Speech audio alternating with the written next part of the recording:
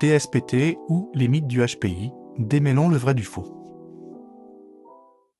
On entend souvent parler de personnes à haut potentiel intellectuel comme étant particulièrement sensibles. Mais ces traits sont-ils exacts ou ne sont-ils pas parfois confondus avec autre chose? Le TSPT survient après avoir vécu un événement traumatisant, dans l'enfance ou à l'âge adulte, tel qu'un accident, des violences, du harcèlement ou une catastrophe.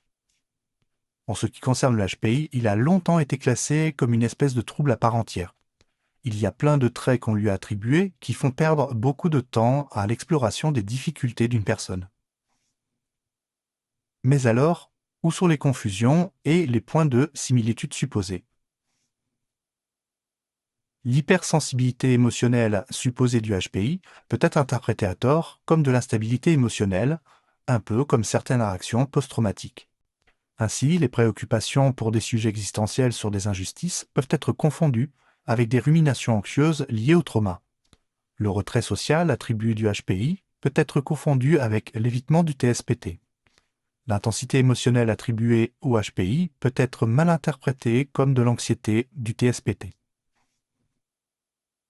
Il est crucial de comprendre que le HPI est une douance cognitive, le TSPT est une réaction psychologique à un événement traumatisant, parfois très ancien. Même si certaines expressions réelles ou supposées peuvent se ressembler, il s'agit de réalités distinctes.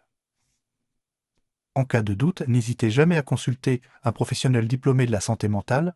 Un diagnostic précis est la première étape vers le bien-être.